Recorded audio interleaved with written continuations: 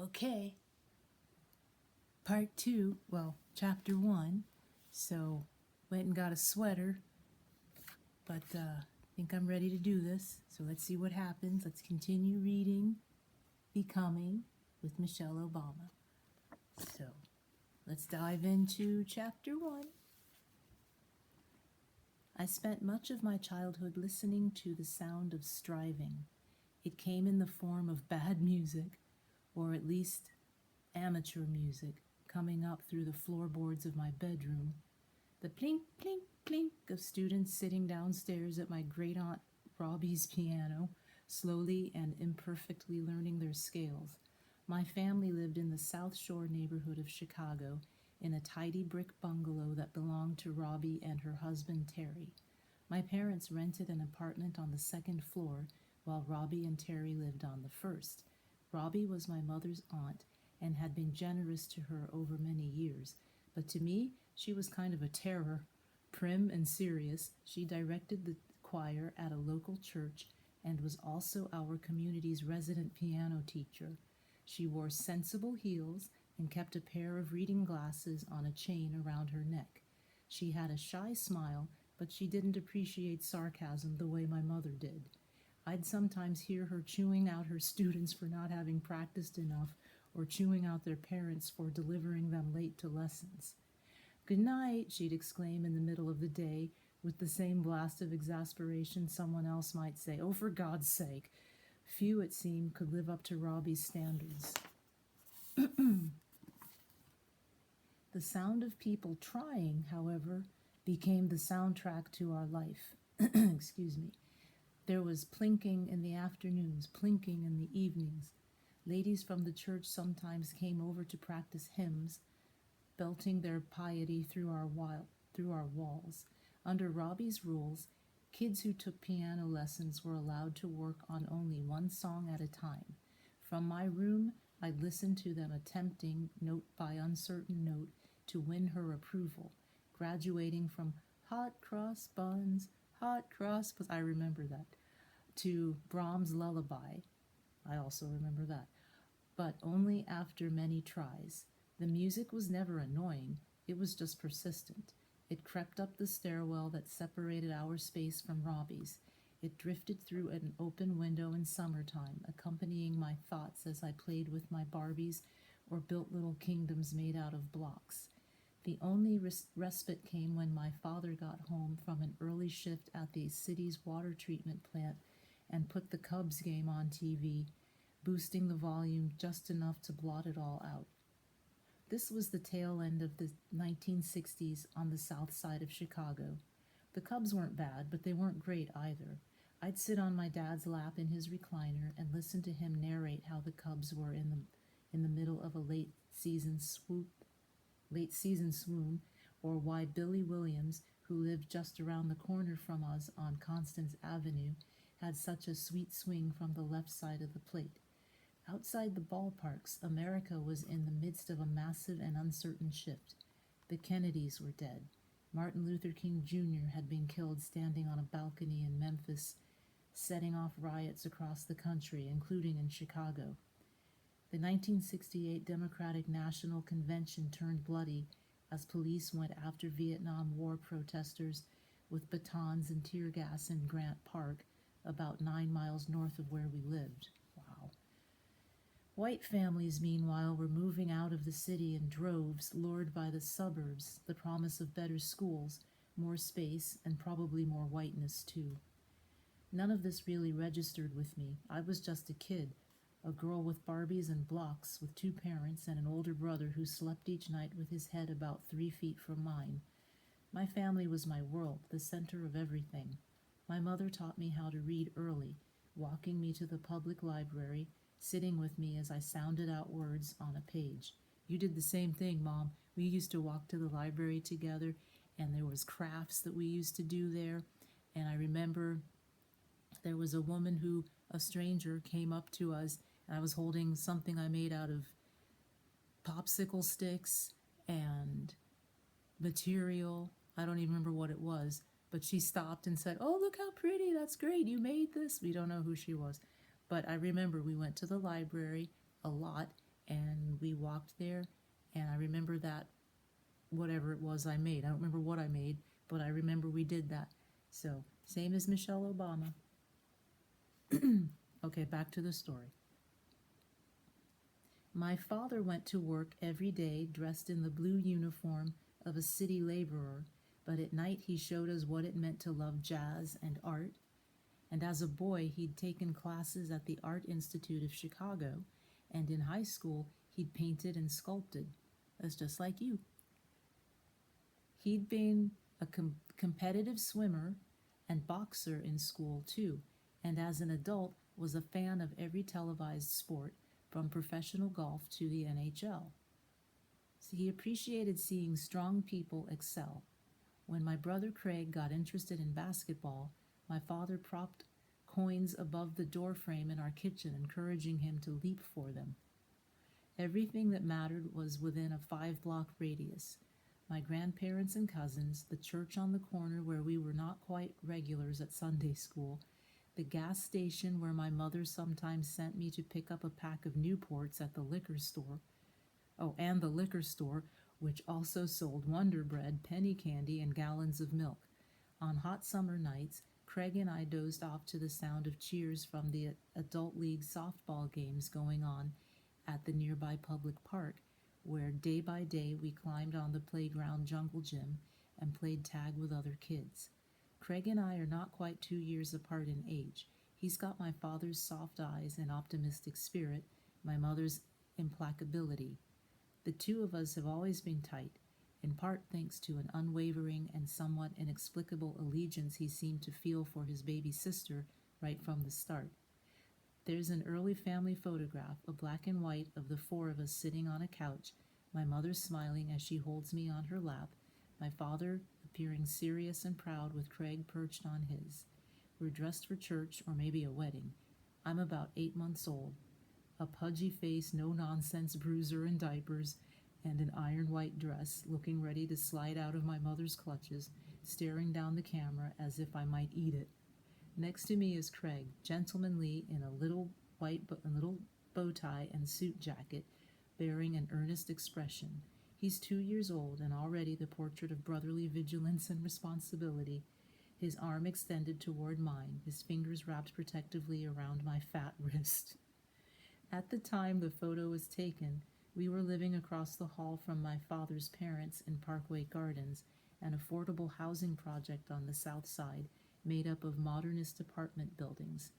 It had been built in the 50s and was designed as a co-op, meant to ease a post-World War II housing shortage for black working-class families. Later, it would deteriorate under the grind of poverty and gang violence, becoming one of the city's more dangerous places to live. Long before this, though, when I was still a toddler, my parents, who had met as teenagers and married in their mid-20s, accepted an offer to move a few miles south to Robbie and Terry's place in a nicer neighborhood. On Euclid Avenue, we were two households living under one not very big roof. Judging from the layout, the second-floor space had probably been designed as an in-law apartment meant for 1 or 2 people, but 4 of us found a way to fit inside. My parents slept in the lone bedroom, while Craig and I shared a bigger area that I assume was intended to be the living room. Later, as we grew, my grandfather, Purnell Shields, my mother's father, who was an enthusiastic if not deeply skilled carpenter, brought over some cheap wooden paneling and built a makeshift partition to divide the room into 2 semi-private spaces.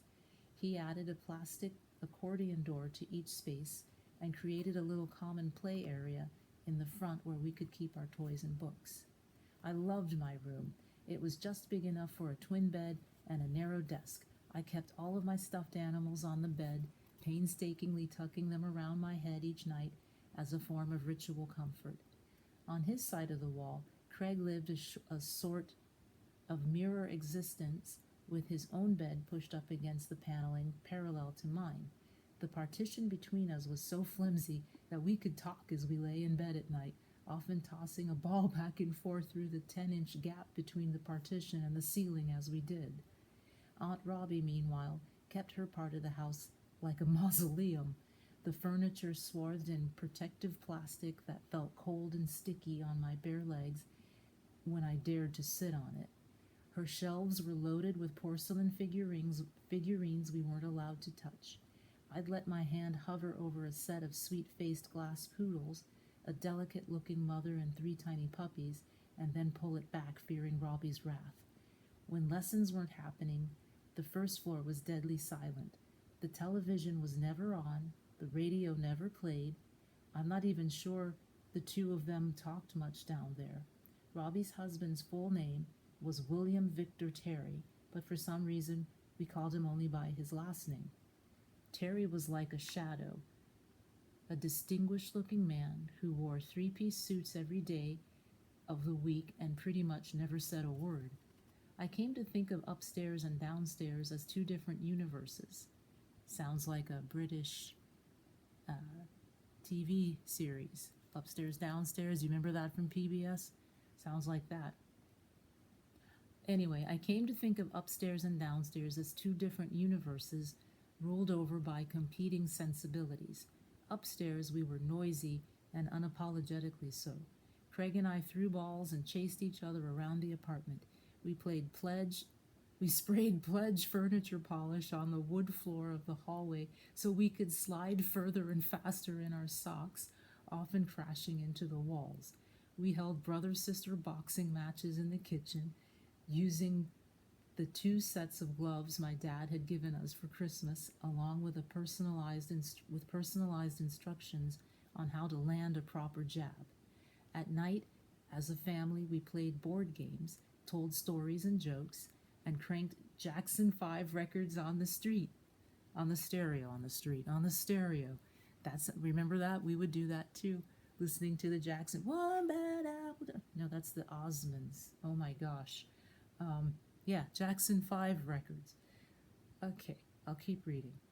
When it got to be too much for Robbie down below, she'd emphatically flick the light switch on in our shared stairwell, which also controlled the light bulb in our upstairs hallway, off and on, again and again, her polite-ish way of telling us to pipe down. Robbie and Terry were older. They grew up in a different era with different concerns. They'd seen things our parents hadn't, things that Craig and I, in our raucous childhood, couldn't begin to guess. This was some version of what my mother would say if we got too wound up about the grouchiness downstairs. Even if we didn't know the context, we were instructed to remember that context existed. Everyone on earth, they'd tell us, was carrying around an unseen history, and that alone deserved some tolerance.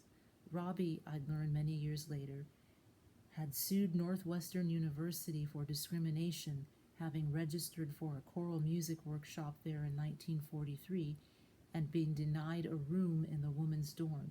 She was instructed to stay instead in a rooming house in town, a place for coloreds, she was told. Terry, meanwhile, her husband, had once been a Pullman porter on one of the overnight passenger rail lines running in and out of Chicago.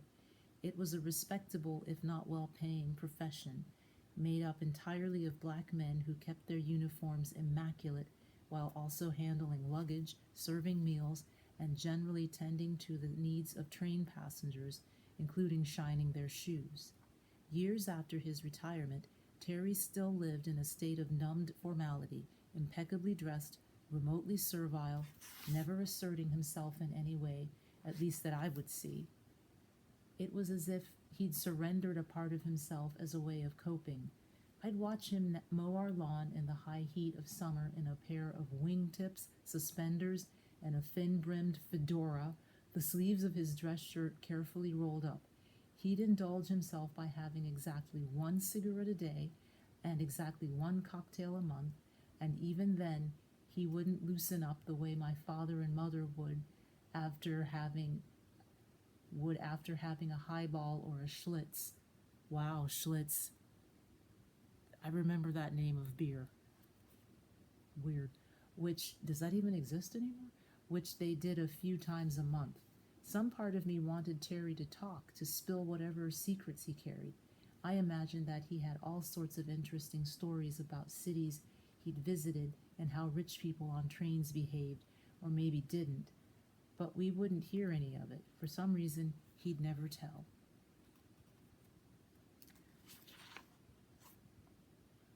I was about 4 when I decided I wanted to learn piano. Craig, who was in the first grade, was also making trips downstairs for weekly lessons to Robbie's upright and returning relatively unscathed. I figured I was ready. I was pretty convinced I had learned piano. In fact, through straight up osmosis, all of those hours spent listening to other kids fumbling through their songs. The music was already in my head. I just wanted to go downstairs and demonstrate to my exacting great aunt what a gifted girl I was, how it would take no effort at all for me to become her star student. Robbie's piano sat in a small square room at the rear end of the house,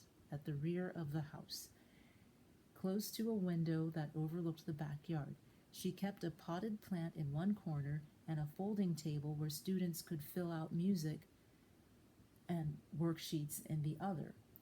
During lessons, she sat straight, spined in an upholstered high-back armchair, tapping out the beat with one finger, her head cocked as she listened keenly for each mistake. Was I afraid of Robbie? Not exactly, but there was a scariness to her. She represented a rigid kind of authority I hadn't yet encountered elsewhere. She demanded excellence from every kid who sat at her piano bench. I saw her as someone to win over, or maybe to somehow conquer. With her, it always felt like there was something to prove.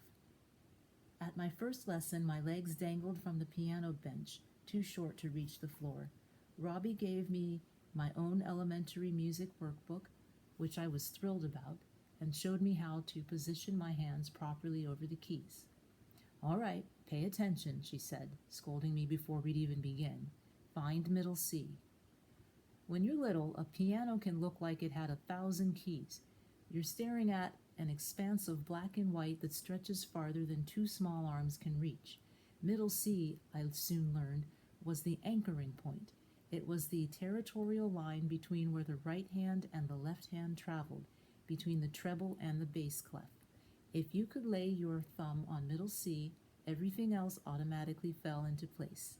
The keys on Robbie's piano had a subtle unevenness of color and shape, places where bits of the ivory had broken off over time, leaving them looking like a set of bad teeth. Helpfully, the middle C key had a full corner missing, a wedge about the size of my fingernail, which got me centered every time. It turned out I liked piano. Sitting at it felt natural, like something I was meant to do.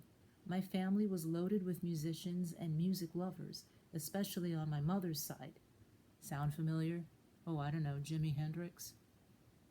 No, I'm not name dropping at all. I had an uncle who played in a professional band, just like your dad, Mom, played with Count Basie that one time. How cool is that? Several of my aunts sang in church choirs. I had Robbie, who, in addition to her choir and lessons, directed something called the Operetta Workshop, a shoestring musical theater program for kids, which Craig and I attended every Sunday morning in the basement of her church. The musical center of my family, though, was my grandfather, Shields, the carpenter, who was also Robbie's younger brother. He was a carefree, round-bellied man with an infectious laugh and a scraggly salt and pepper beard. When I was younger, he lived on the west side of the city, and Craig and I had referred to him as West Side. But he moved into our neighborhood the same year I started taking piano lessons, and we duly rechristened him South Side. There's how people get nicknames.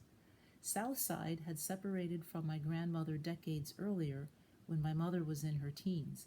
He lived with my Aunt Carolyn, my mom's oldest sister, and my Uncle Steve, her youngest brother, just 2 blocks from us in a cozy 1-story house that he'd wired top to bottom for music, putting speakers in every room, including the bathroom. Just like me. In the dining room, he built an elaborate cabinet system to hold his stereo equipment, much of it scavenged at yard sales. He had 2 mismatched turntables, plus a rickety old reel-to-reel tape player. Remember Dad had one of those? And shelves packed with records he'd collected over many years. There was a lot about the world that Southside didn't trust. He was kind of a classic old guy conspiracy theorist. He didn't trust dentists, which led to his having virtually no teeth.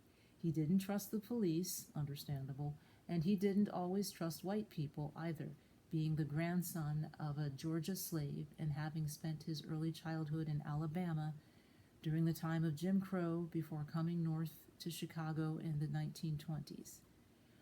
So that's part of the Great Migration after slavery had happened and after Jim Crow had happened.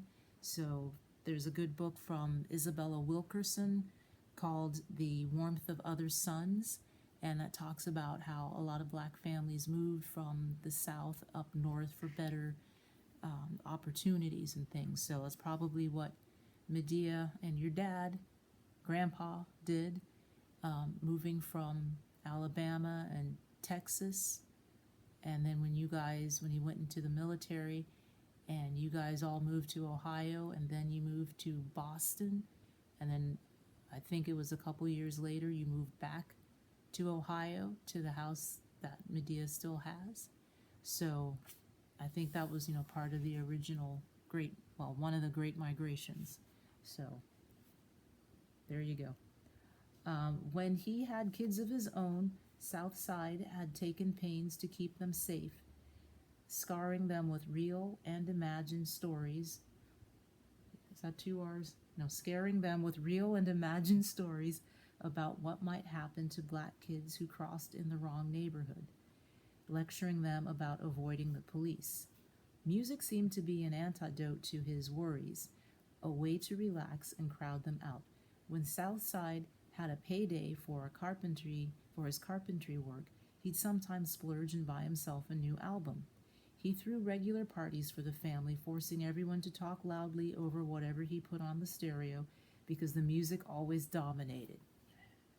We celebrated most major life events at Southside's house, which meant that over the years we unwrapped Christmas presents to Ella Fitzgerald and blew out birthday candles to Coltrane and a Love Supreme. According to my mother, as a young man, Southside had made a point of pumping jazz into his 7 children, often waking everyone at sunrise by playing one of his records at full blast. Okay, that's just rude. His love for music was infectious. Once Southside moved to our neighborhood, I'd pass whole afternoons at his house, pulling albums from the shelf at random and putting them on his stereo, each one its own immersing adventure. Even though I was small, he put no restrictions on what I could touch. He'd later buy me my first album, Stevie Wonder's Talking Book, which I'd keep at the house on a special shelf he designated for my favorite records. How cool is that? If I was hungry, he'd make me a milkshake or fry us a whole chicken while we listened to Aretha or Miles or Billy. To me, Southside was as big as heaven, and heaven as I envisioned it had to be a place full of jazz. How cool is that? Okay, we got a couple more pages in this chapter, but we're going to finish it next time because there's 3 more pages. So we'll pick that up in the next video. So go over these, see what you think. I hope I was clear enough for you to understand, and I hope that you liked it. And we'll continue later. Okay, it is probably 2 a.m. or something. So, okay, I'll let you go to sleep, and I'm gonna go find something to eat. Okay, nighty night. And tomorrow's Sunday. Well, today is Sunday, so I'll be calling you later anyway. Okay, everybody sleep tight. Nighty night.